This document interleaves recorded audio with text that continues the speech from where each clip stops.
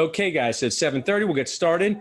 The Magical Power of Implant Overdentures live CE course here with me, Paul Goodman, Dr. Nacho. Sometimes you'll see my face here. Sometimes I'll stop the video. I don't know if anyone wants to see 60 straight minutes of my face. If you do want to ask questions, you can do so in the chat box. You can do it on Facebook Live, and we'll likely wait to the end to answer most of the questions. But we'll get started here in just 1 second. Okay, so the magical power of implant overdentures. Let's just set this framework up, or set up this evening to think about the most important question of the evening. What is the value of feeling good about yourself? What is the value of feeling good about yourself? So just think about that for a minute and let it soak in as we go through this presentation, because dental school doesn't really teach us how to communicate with patients, how to think about our effect on their lives. I know important, if you guys caught it, should be spelled with an extra letter there. And I'm just gonna check in here 1 second. Okay, so Mrs. Nacho's got them under control. So what is the value of feeling good about yourself? I like my residents to think about that, our team to think about it, because a lot of times we get all caught up in how much something costs, what a patient has to pay, and we lose focus on the value of them feeling good about themselves. And these larger implant cases, while they might sound like a lot of money up front, a lot of time, I'll let you know, in doing them for the past like 15 years or so, these are the patients that complain the least after it's done. So just think about, what is the value of feeling good about yourself as a patient, your team feeling good about yourself. A little bit about me. I do a variety of things out here in the dentisting world, private practice, general dentist, partner with my brother in Pennington, New Jersey. We have 2 offices, transitions broker, teach for implant courses, podcast, The Dental Amigos, buyer coach for Rittenhouse Consulting LLC, dental attending at Albert Einstein GPR and Temple AGD. Just a minute, as you guys know, I love the concept of GPRs and AGDs. I did a multi-year GPR. I think it has such a tremendous impact on your career. So if you're out there thinking, I'm not sure if I want to do a GPR or not, please feel free to reach out to me. I'd be happy to talk with you about it, put you in touch with some of the current residents. Founder of this Dental Nachos Facebook group that we have here. So for those of you who don't know, I thought Dental Nachos would be a couple hundred people talking about implants and practice management. It has grown to this awesome community where I've gotten a chance to make new friends, meet new people. Hopefully you guys like it. You know some of the rules for the group, which generally are guidelines, as I like to say. We want to be positive. You can challenge ideas, but not attack people. So that's just a little of me and on a nacho plate, the nacho plate of Paul Goodman. So let's take a look at this patient here for a minute. Let's take me off. So this is a patient who came to me when I was 28 years old. I'm 41 years old right now. So 28 years old, and he had not been to the dentist in 30 years. So think about that for a minute. He had not been to the dentist in 30 years. So that's a little bit like time travel. So this patient, his wife, he promised his wife he would go to the dentist for his New Year's resolution. He showed up about February, so not right in January.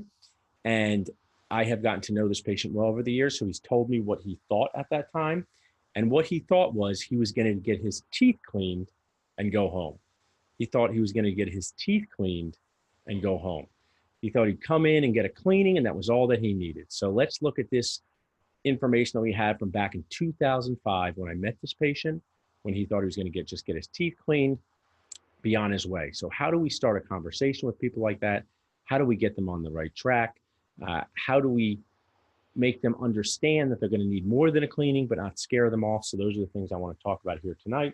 Those of you who feel like you want to drop anything into the comments, feel free, or into the other ones, we can answer those at the end of the evening. So patient came in, I was 28 years old, talked to him a lot of different options, which we're going to go over here in a minute, but we took him from looking like this to, in about 2 years, looking like this. So I just asked everyone a few minutes ago, what is the value of feeling good about yourself? What is the value of feeling good about yourself? So what is it worth to this patient who comes in, looks like that, doesn't like to smile, hasn't been to the dentist in 30 years, and we can transform his mouth, transform his smile, transform his life. So just think about, what is that worth to you? Maybe we'll play a little bit of The Price is Right. When I was home, sick as a kid in the 80s, the only game show that you could watch, The Price is Right. Now, if someone's home sick, they can watch 40,000 Netflix titles, but The Price is Right was all I could watch. So I would just I'll wait for that showcase showdown. So some of you guys may be watching, maybe in my age category. You remember the showcase showdown. What does this cost? So one of the things that I love to do, and just finish the third one, is the New Dentist Boost Camp. And we talk about RTTs. Remember these things. I really appreciate you guys being on here, watching this, but it's not easy to remember a lot from a lecture. It is not easy to be able to retain things and bring them back to your practice. So these RTTs are things that I like to point out, so that, you know, hey, when you go back to work, or you go back to your school, or you go back to your residency program, take these with you, maybe write them down on an index card, a place that you see them all the time. So this is what I have here for you. My ability to connect with and motivate people will determine my success in life. My ability to connect with and motivate people will determine my success in life. And what that means is, there's many dentists out there who can remove teeth, place implants, build overdentures. That part is easy. That part is straightforward. There could be challenges, there could be troubleshooting, but that part is the easy part. The difficult part is connecting with the patient, getting them on board, having them understand the value, and you realizing yourself, you're not always going to get a win. Some people are going to say, this is not for me, and you just move on. One of the things that we talk about in my office and residency is, it's my job to make the menu, patient's job to order, because patients are people, your team is made up of people, and believe it or not, you dentist, you are people too. So getting back to this case here, how to start a tough dialogue with a patient like this. So let's just go back and look at him. So this patient comes into your office, and how would you start a dialogue? Does anybody want to say anything out there, and wherever you are, however you want to communicate, how would you start? What would be the first thing that you say to this person?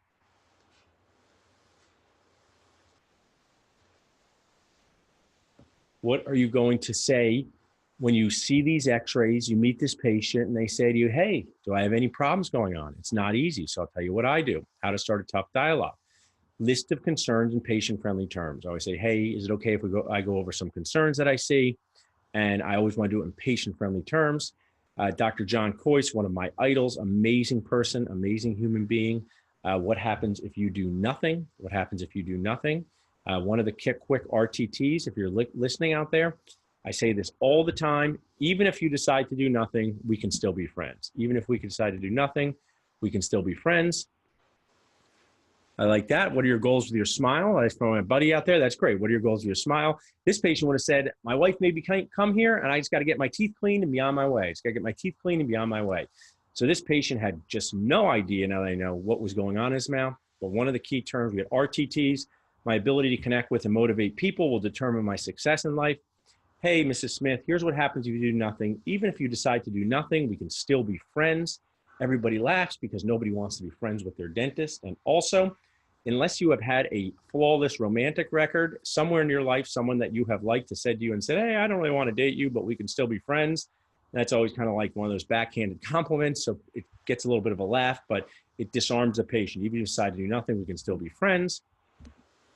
Let the patient know what's possible. Menu options before discussing costs. So what happens is everyone's all geared up about price, all excited. What's it going to cost? What do I have to pay?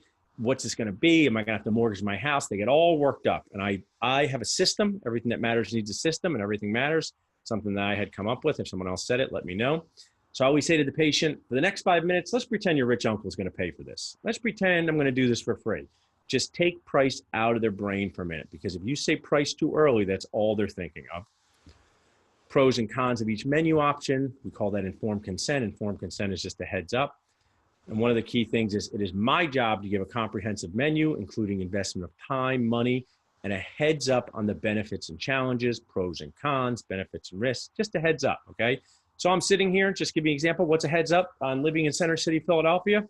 Place you're going to live in is going to be smaller than in the suburbs, but you can walk outside your door and go to award-winning restaurants, but you're not going to see a lot of grass. So there's pros, there's cons, there's pros, there's cons, there's heads up on what living in the city versus the suburbs.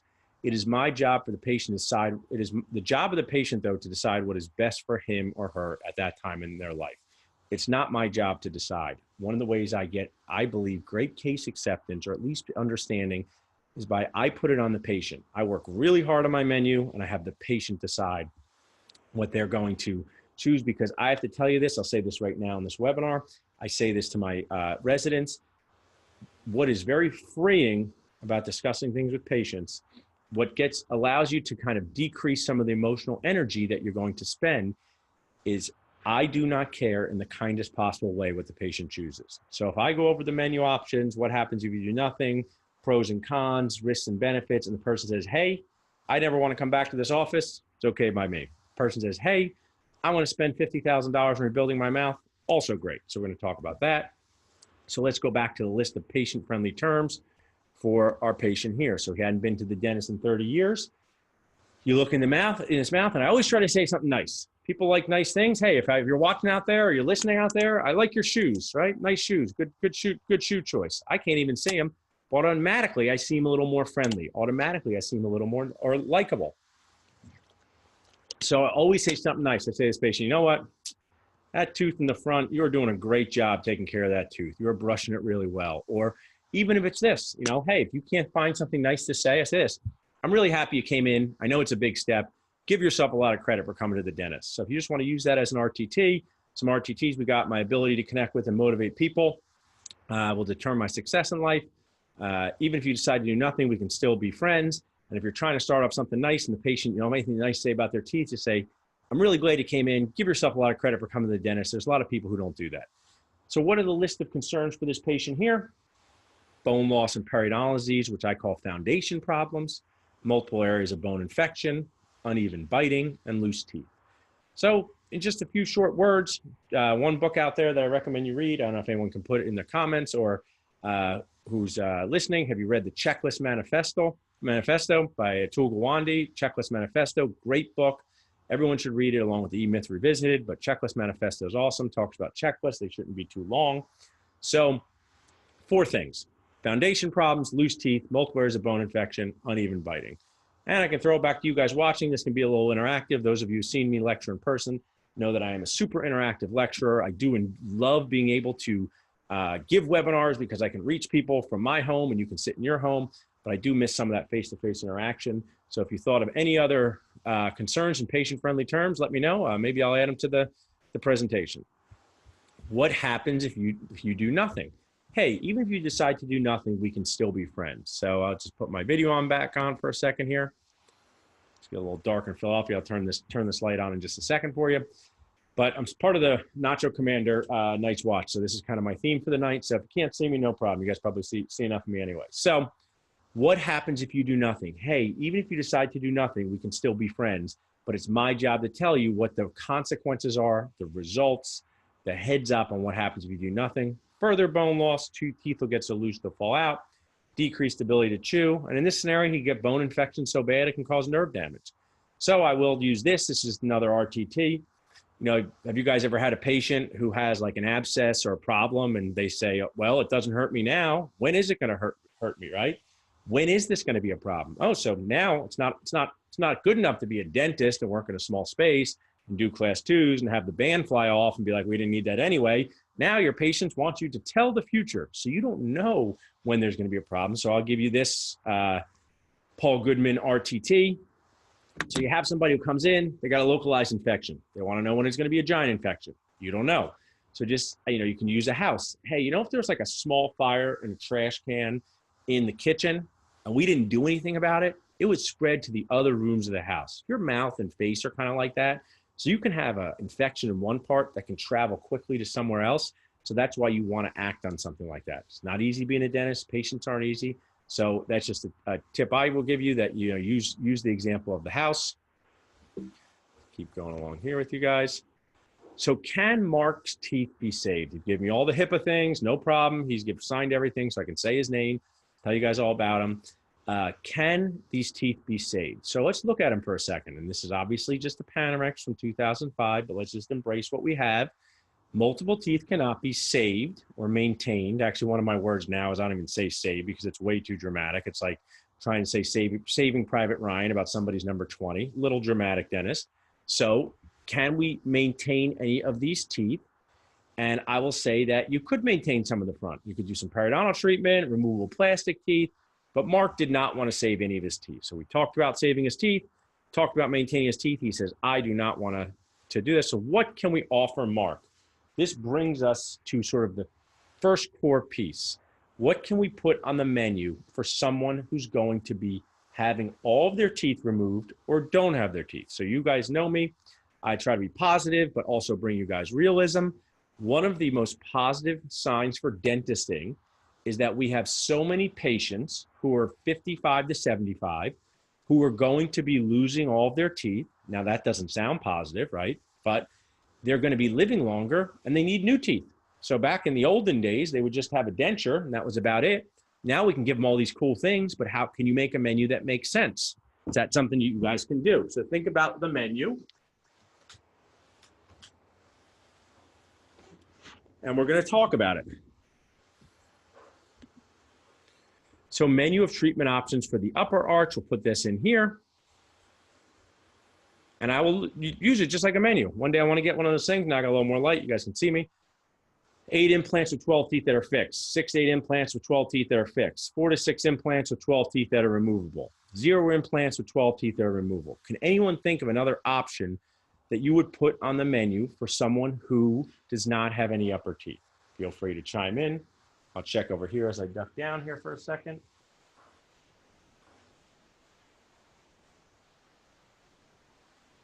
A lot of nice people on here. Good. Okay, so this is the upper menu. There it is. You guys got it. You know, you can start talking to your patients.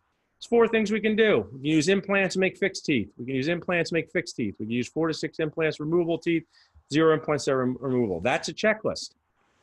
Now we got to make the lower arch. 6 to 8 implants with 12 teeth, pretty similar options here. 5 implants with 12 teeth, 2 to 4 implants, 0 implants with 12 teeth. Here's a key piece. Hopefully I can give you guys a tip that you can use just tomorrow. So patients want to know how long something's going to last. Will you give me a refund? All kinds of somewhat frustrating and annoying things. So if I make someone a lower denture without implants, here's how I describe it. Hey, Betsy, this is a $1,600 gamble. That's not what I charge for a denture. So just use an example. So I use the word gamble because a lower denture is not something that works. The muscle says, why doesn't it work? I used to say to the patient, you know how you have all these strong muscles, knocks it out of position. The top one just sits there with suction. So $1,600 gamble, whatever you charge, great tip. Patients understand gamble. That's the verbiage that I use. So then we explain the menu. We worked on patients who've done all these things and been happy except the other denture, except the lower denture. Each one has advantages and disadvantages. This is a key question. Number 3, key question.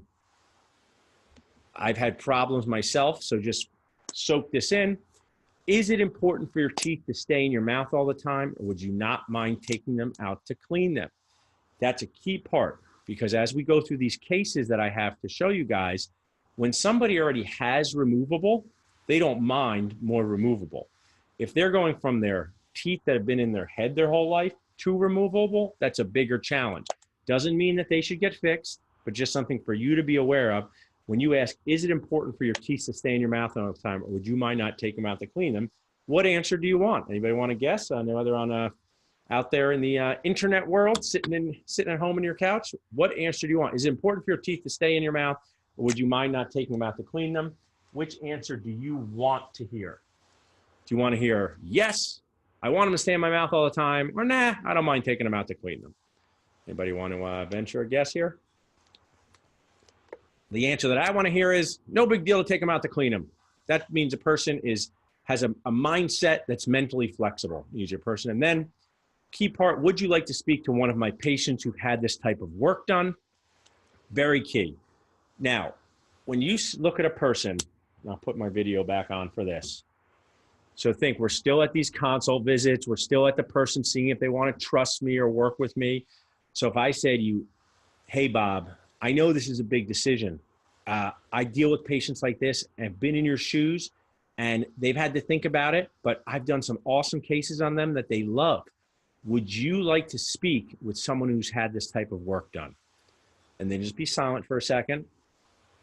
Patients will usually say, nah, that's okay. But then the confidence in you has risen dramatically. I have to tell you, when they do want to speak to one of your patients, which I let them do, they usually are tough customers. And a lot of those patients never go through with the treatment because they get into this analysis paralysis stage. But when you can look and say, would you like to speak with one of my patients who've had this done? Builds confidence in you, builds confidence in the treatment. So great tip there. Some disclaimer, any fees that I talk are just general ideas. I may charge more or less.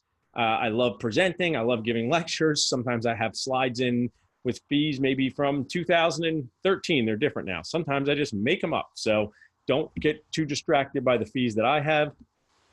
And then also I like to say in all my CE courses, I get big ones, small ones online, is I have all kinds of awesome sponsors that help me, that help the group. I've done that for years. They're either products that I use or know about. I recommend that if I ever recommend anything to you, that you do your own due diligence. I only recommend it because I like to bring good ideas to dentists, good ideas to their team. I've been able to have some life-changing things happen to me by going to CE courses and trying something new. Like I tried text messaging for my patients like 7 years ago. That was great.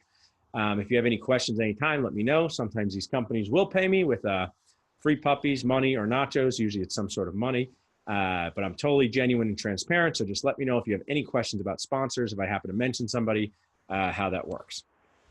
Free puppies part is not true. So let's get back to Mark here for a second and his case. We took him from looking like this to looking like this. So let's play a fun game together and check over here for a second. Someone got, hey, my buddy's on here. These are great.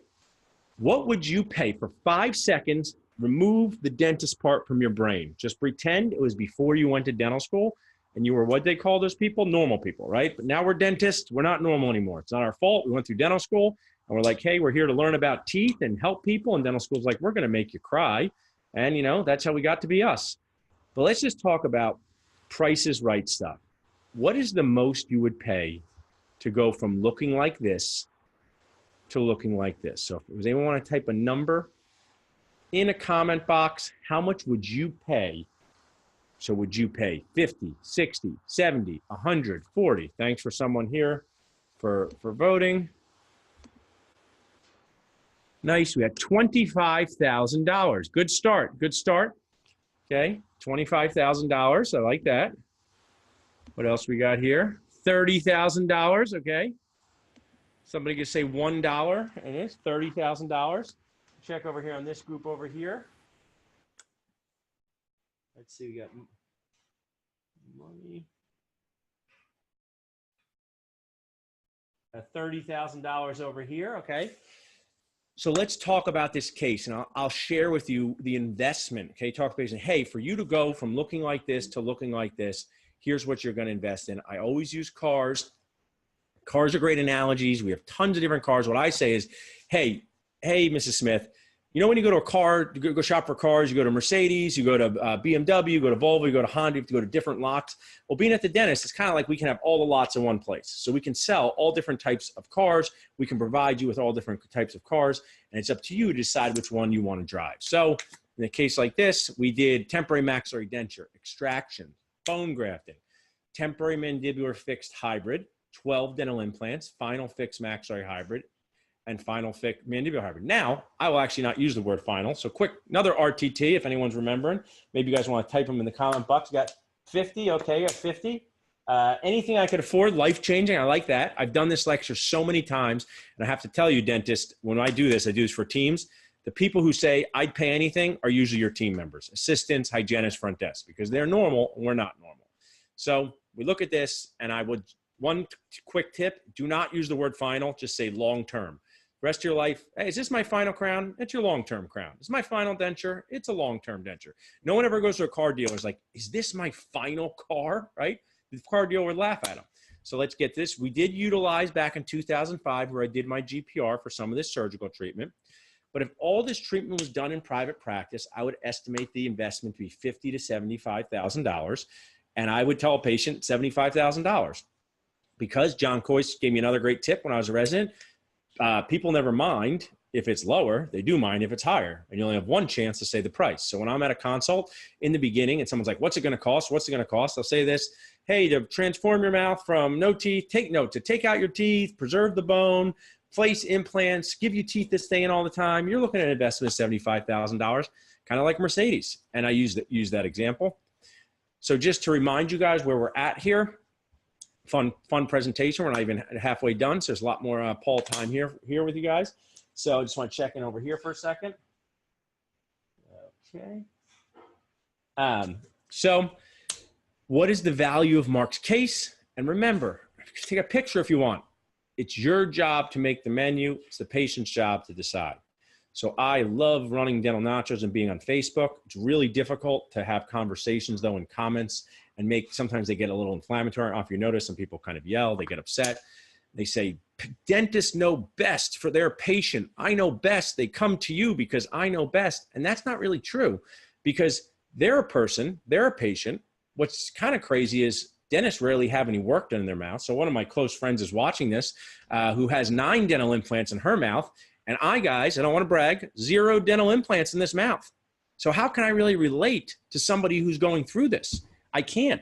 So how can I relate to all the emotional energy and the time? And so, you know, we talk about, we always want to save a tooth no matter what. The natural tooth is the best thing ever. How about peace on earth? No way. My number 20, my unrestored number 20 is much better. But we get so dramatic sometimes, and it's not my job to decide. It's the patient's job. And if you want to talk to any of my team members, any of my associates who have help with this, it works out great. So one of the things you might ask me is, what do I say when the patient says, what would you do, Dr. Nacho? No one really calls me Dr. Nacho, but what would you do, Paul? And I'm going to give you a life-changing tip. I hope you're listening. When people ask you a question that you don't know the answer to in life or in your dental office, here's what you say, okay? They ask you a weird question. They ask you a question you're not sure if you want to answer. Say, good question. I would want to know that too, because it gives you a second to think. So say, which one would you pick? Good question. I would want to know what my healthcare provider thinks too. So you make them feel normal. And then I go back to what we reviewed and I say, you know what? Everyone's like, you know, the fixed implants, the removable implants. They didn't like the denture, fixed or removable. And now they're forgetting they asked me. I say, which one seems like it fits best into your life? And I may be repurposing a quote from Dr. Marc Hyman, because I believe I heard him say that. A great closing thing is, which one do you think fits best into your life? Pretend you have a Mercedes, a Volvo, a Honda. Say, which one do you think fits best into your life at this time? So what does Marc say about his case? Made him feel confident, smiling and talking to people, energized his business, and it saved his life. So it's really one of my most powerful and proud, and I'm knowing Marc is amazing. I mean, you'll learn more about him in other presentations. He does a lot more than just be a patient. He's a management coach. He's come to the New Dentist Boost Camp, but his wife has sat, and it's very, very poignant, and I'm proud of this to say, if he never met you, Paul, I don't think he'd be alive today, because he was 63 in that picture. He's 74 in this picture. He looks younger. He feels better. He was on the TV shows with those teeth he had before. So he knows his business would have never taken off the way it did. And one of the things that I'll share with you guys is the first time that Marc came in, I was going to extract the upper left teeth, which had I don't know, what's higher than 100% bone loss, because it had that. But I said, hey, this is another tip for dentists if you're young out there. Always start with the easiest stuff on people who haven't had work in a while. So you could have 3, as long as there's no major infection, you could have 3 root canals, 3 crowns, 2 class 2s, and 1 occlusal on number 19. And the patient goes, which one are we going to start with? Always the occlusal on number 19, because you want to feel out the patient, have them have confidence in you. So I took his blood pressure. It was 200/100. I was like, in my mind, I was like, that is not good. Took it again. It was 190/110. We didn't extract the teeth, sent him to his doctor. Got on blood pressure medication, lost weight. So he says that he wouldn't be here without this.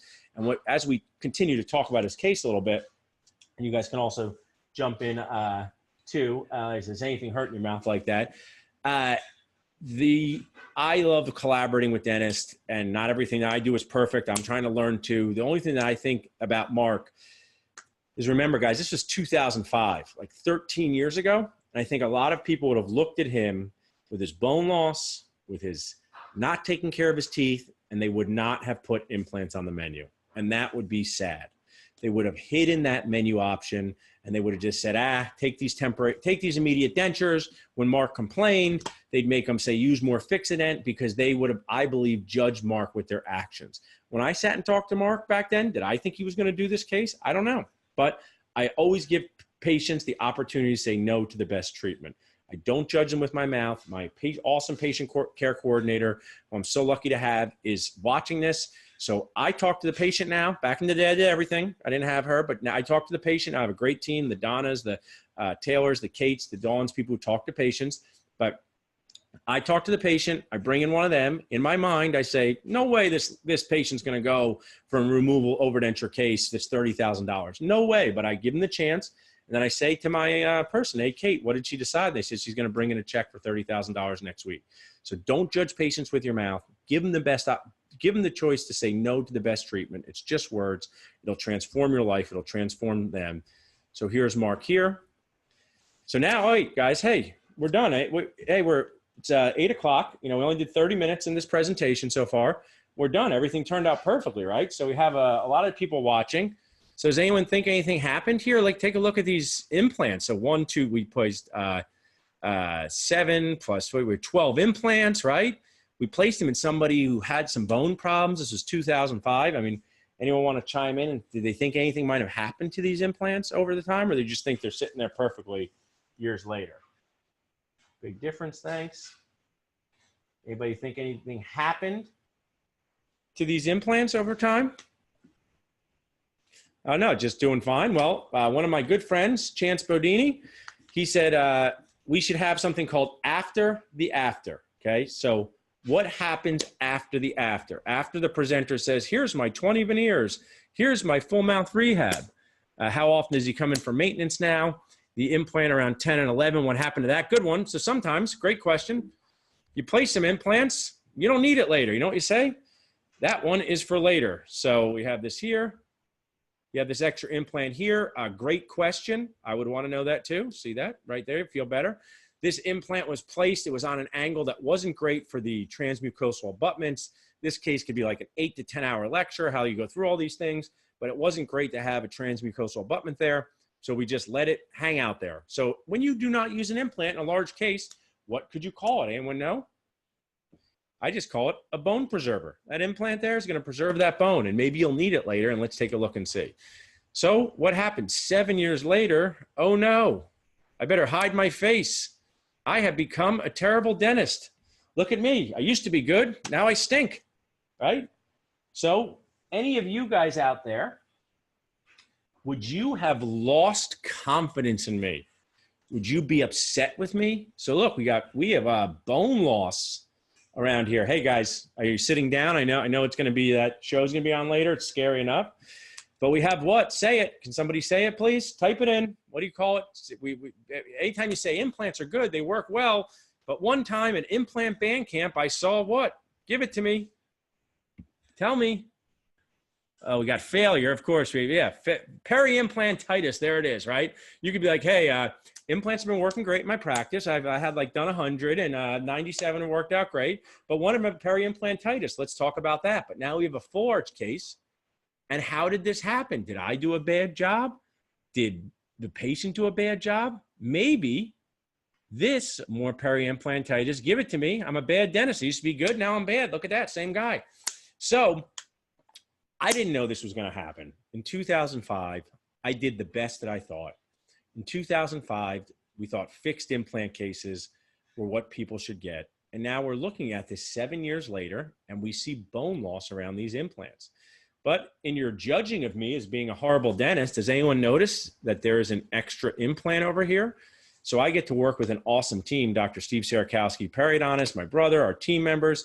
So I saw this case breaking down some. So when we took the hybrids off the clean, one time I said, you know what, Steve, pop in another implant. And we kept Mark updated on this because right now, 7 years later, it's not falling out, but there's implants that have problems. And as we talk about this, let's look at this implant here. This is a concern for me. This is a concern. This is a concern. But if we could just tone down our TSD brains for a second, that's so dentist, okay? Let's just bring it in, team. Get out of dental school. Don't just see the bad. Let's look at this broad picture. What is amazingly cool to me is that take a look at the implants on the upper left. They have 0% bone loss, maybe 10%. So why do the implants on the upper left not have any bone loss and the implants on the right have more bone loss? Why do the implants on the bottom right have bone loss, but on the bottom left aren't so bad? The answer is, I don't know, but I got to deal with it. So what are we going to do? So in 2007, when we made his temporaries, take a look at that. Look at that there.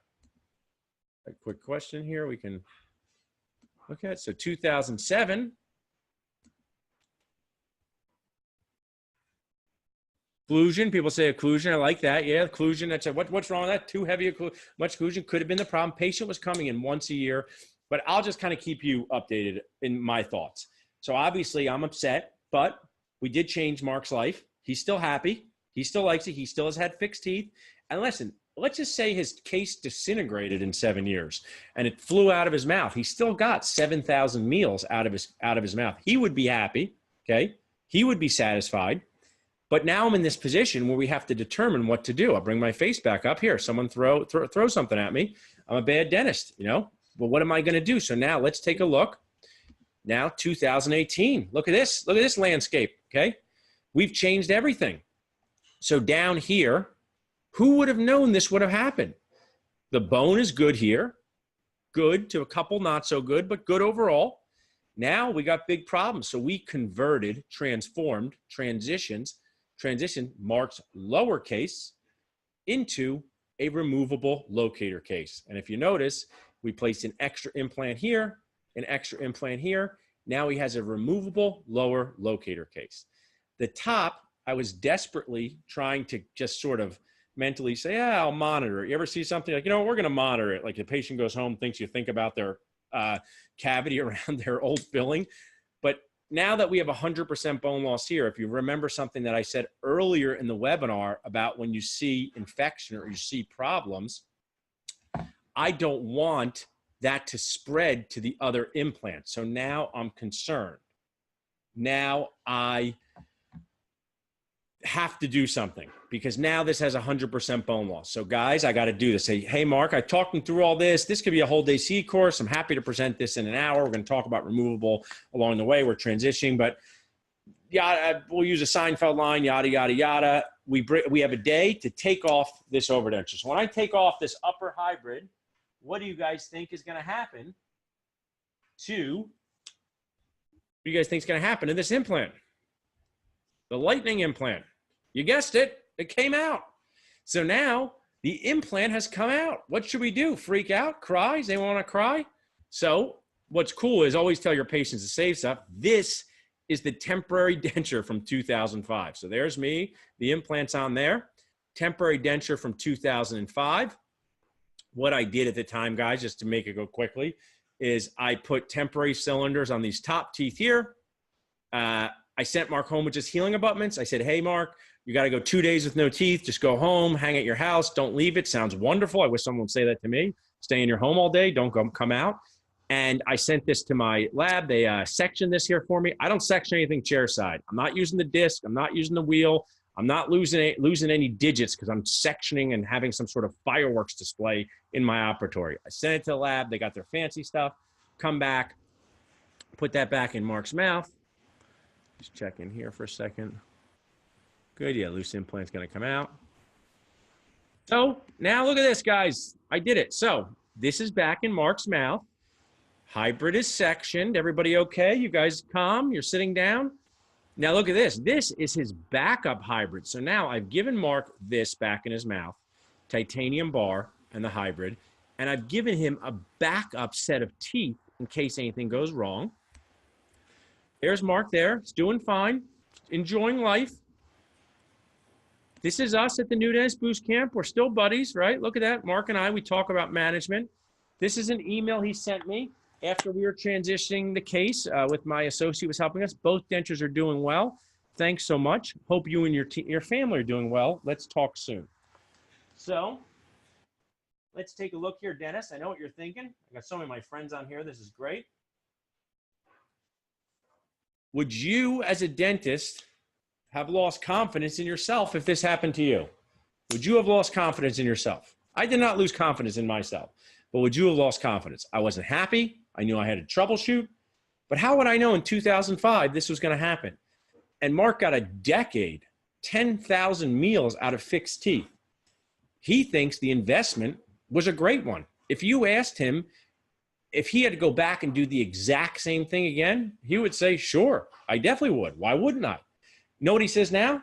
Because he's a normal person, not like us. The bottom removable is great. The top is also great. So there was, I don't know if you've seen it on the group, we had a 290 comment discussion about if a tooth was restorable. And here's what I have to say, guys. Everyone with me? So we had a 290 comment discussion about a molar with large decay, if it was restorable. And if it was restorable, would you restore it or could the patient remove it? Some dentists chimed in, maybe some of you guys watching there. It would be a crime to remove that tooth, which is just nuts, dentist friends. When you offer someone a root canal, you also offer an extraction. The patient gets to decide, root canal, extraction. If they decide extraction, they might want to replace it with an implant. They might want to, maybe they may not want to do anything, but we don't have to get so dentist dramatic. Is there a chance, just asking everybody out there, is there a chance that if you had a tooth with a really large cavity close to the bone, that maintaining it with a root canal, buildup, crown, and maybe some crown lengthening, that's a good option. Let's call it tacos. And removing it and putting an implant is also a good option, nachos. Why can't we live in a world where both are good? Why can't we live in a world where maintaining's good and an implant's good? Why do we have to live in a world where maintaining is the best and an implant's a crime? Or an implant is the best and maintaining stinks? Why not do both? Why not do both for some patients? I would maintain my own tooth for a while and do an implant later, but some patients may not want to. Let them make that decision. Before I move on, I just want to give you one script here. Let's see if anything in the chat comes up here. Were there additional charges needed at the 7 years crime? Yes. So we had transformation charges. So when I like someone, and one of my mentors, amazing guy, passed away, but he was awesome perioprostodontist, Dan Casulo, told me when you like someone, you do favors for them. So the more I like them, the better deal I get. But I put together some charges, and we had some transformation stuff, the implants, the lab work, different things like that. Whatever, you know, maybe I say, I'm just using an example. The list price to do all this was $10,000, but I like this patient, I'll charge them $6,000.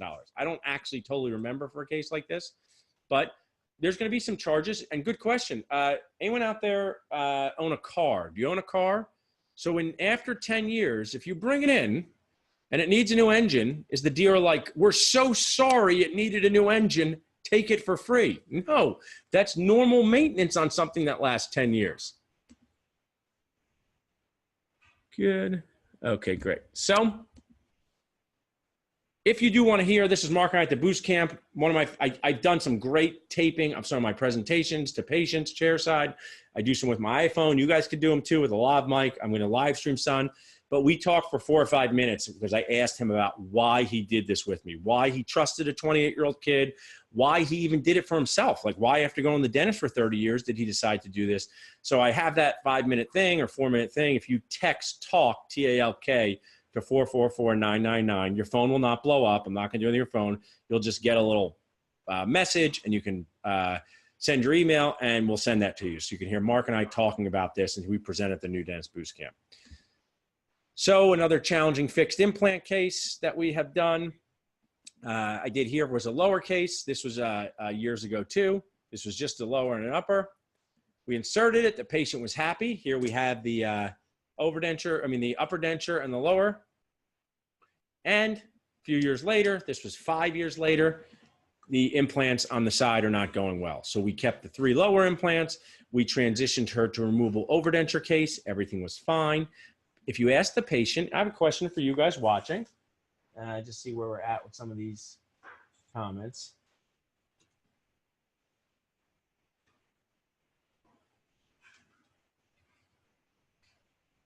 If I could give you fixed teeth every day for 5 years, and I said in 5 years we're gonna have to transition to removable, you might wanna pay for the fix and then removable. You may not want to. This wasn't one that I had expected. This was in the same kind of time frame as Marc, but we transitioned that to it. So now, what do I do now? So here we are in 2019. What would I do differently? So one of the things I like to have short things to explain to people how I think. Doesn't mean the only way to think. There's dentists who think differently, but if you have bad bone, if you have bone problems, if you are coming to us because you've had periodontal disease and foundation problems, I'm much more apt to think about removable. Bad bone, removable. If you are coming to me, and I have a case like this I posted recently, because you have decayed away all your teeth, because you have cavities and decayed them all away, I'm much more apt to do fixed. And when I say me, I'm just saying the trend. Patients still decide. Someone with bad bone wants fixed and because they are 50 years old and they talk to people all the time, I just say, hey, you know, you don't have such great bone. We have found in doing these cases, long-term, might last you 5 to 10 years and transition to removable, fine. But let's talk about some cases here where we switch gears. So this patient here is one of my favorite patients. Let's take a look at his case. Okay, so here's one of my favorite patients, Gary. He wants to show you how he takes his teeth in and out with his pen trick. All right, Gary. Use the pen. Never use your finger because you can really hurt yourself with your nail. Just put it underneath. Pop that out. Okay, could you show us the underside there?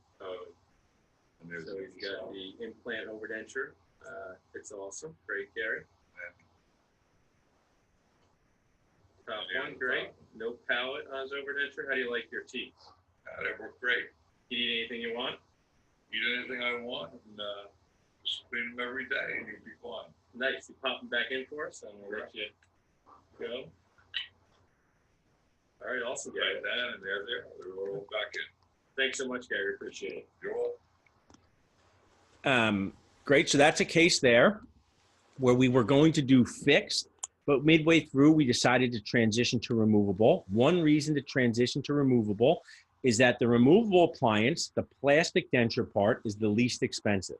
So if a patient has to replace that over the years because it breaks or you lose an implant, it's fairly reasonable to replace that. When you have a fixed hybrid case or fixed zirconia case, and there's some problem with the prosthesis, it's very expensive to replace.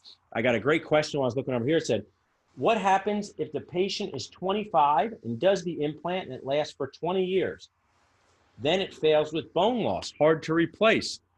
Totally, but this is a dentist thing, and no big deal. I like the person who asked this question, good guy. But the question being asked, what if we do an implant on someone who's 25? But how many times are we faced with someone who's 25 needing an implant? So if someone who's 25 is needing an implant, they go in this box of special cases. So I'm not talking about a congenitally missing number 7, because you don't have many choices there, or a missing premolar. But if you had somebody like Marc, who was 25 years old, you got a challenging case that I think a perioprost person should treat, or a prosthodontist should treat. Because if a 25-year-old needs all their teeth replaced with implants, that's problematic. And that's high-level stuff. It's okay to refer. So most of the patients we're talking about here, when you see them on the screen, who've given me HIPAA permission, or if I just show their face, we're talking 55 to 75, the patients that are coming into your practice. But good question there. So let's talk about what we do now, more removable implant overdentures. So this was a patient who came in who was going to have his parents pay for his treatment. So he really only got one shot at it. We took a look at this. This is pretty hard to do to your teeth. Would you agree? Not easy to decay your teeth like this. Had not been to the dentist in years. So we remove the stages of this, remove the bad teeth, remove the problematic teeth, preserve the bone, reassess whether it's a CBCT, inner arch space, and decide what we're going to do next. Looking at his case here, difficult one. Did 4 upper implants, 4 lower implants. They're all in different planes here. Yet we put implants wherever we could find decent bone. He was a tall, thin guy. So this guy, who still sends me emails, if my office team is watching, they know who this is, still sends me emails from across the country. He likes his teeth, pops them in and out, and great removable case there. So this is the removable case there. Here's just a little tip if you're watching, that I like to make people back up overdentures. So whenever their implants are integrated and I pop on the locator case, that is when I will pick up locators in their existing dentures to give to them as a backup. That's coming really handy. So let's here take a minute and kind of wrap things up with this webinar with a nice case here that we just did at the office.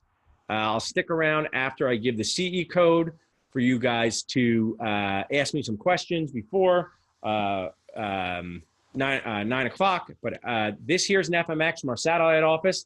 Please judge me harshly. We had, at the time, we had some regular film. Now we have digital. The world's great, but we just had film. So this just shows you an example of a patient in his early 70s who's had a lot of dental work done, missing teeth.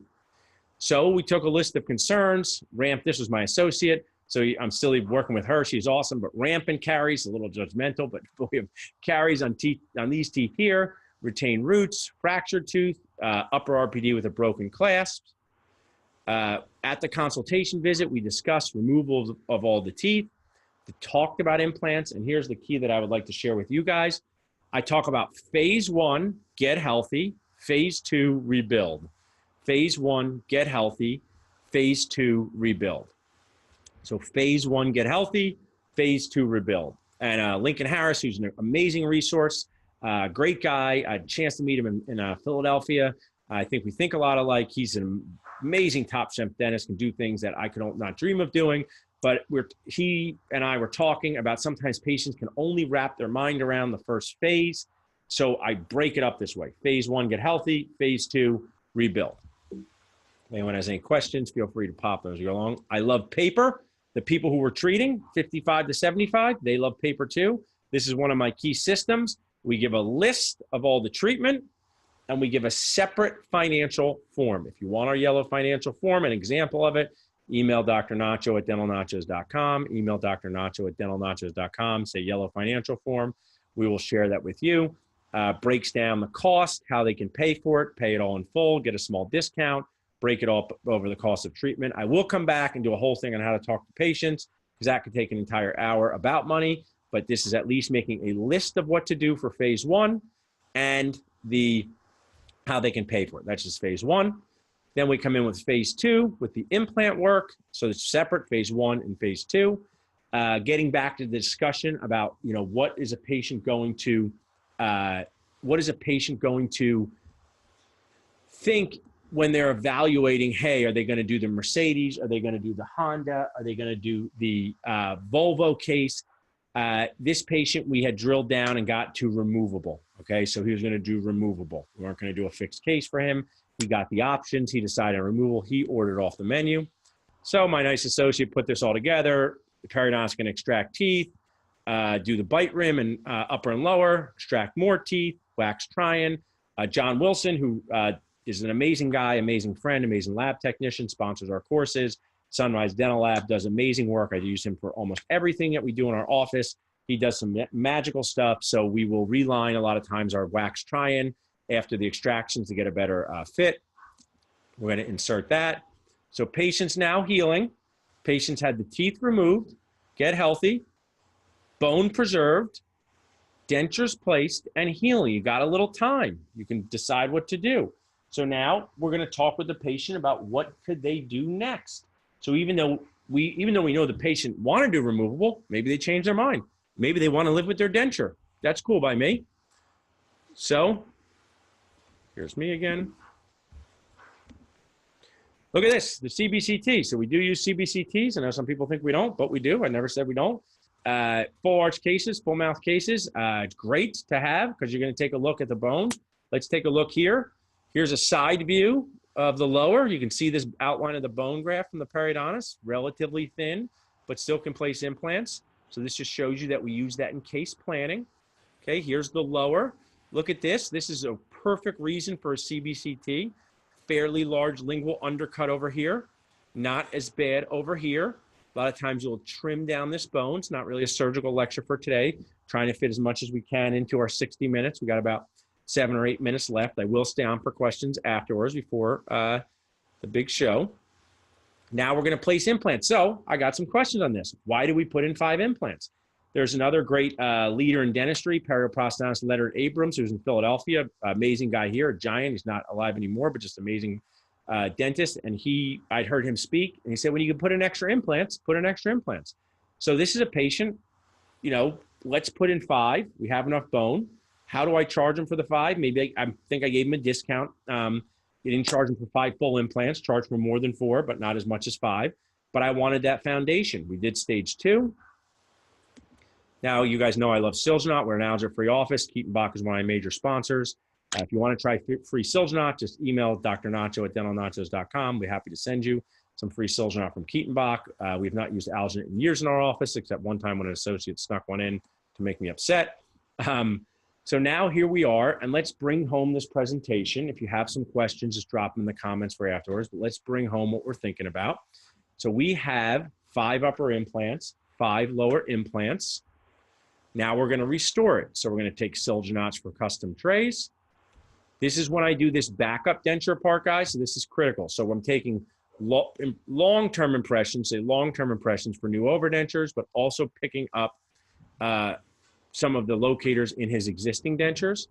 This is just a nice picture my associate took because I order all this stuff for us, and there's a lot of stuff you need to order. There's the locator abutments, processing packages, locator analogs, locator impression copings, pre-procedure preparation.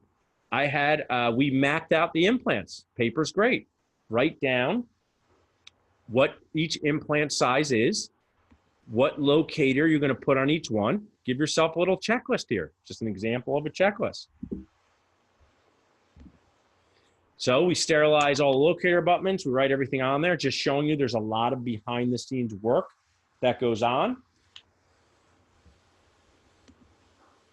Custom trays. Now look here what happened here. We sent these SILGINATs for a custom tray. I work with my lab all the time. They're awesome. And they made open tray impression copings. We didn't need them. What are we going to do? We're not going to cry. Just put some wax over the holes. We didn't need them to be open tray. Set up the operatory. I'm really into operatory setup, everything being clean, as organized as possible. Put everything out in cups. Put your torque wrenches out. Assistant side. Now we're going to convert healing dentures back into the overdentures. So this is his existing dentures that he's worn. Healing abutments, healing dentures. There's our map again. Look at this. We put all these in here. You guys all still staying with me? We put all these locator abutments in here. If you guys ever look at your production sheets and you like to have a good day, because sometimes, you know, you did 47 procedures and you billed out $800. Those are depressing days. These are great days in the good old world of production when you put on 10 locator abutments. Now we're going to torque the locators. Anybody want to watch this? Look, we took a little video here.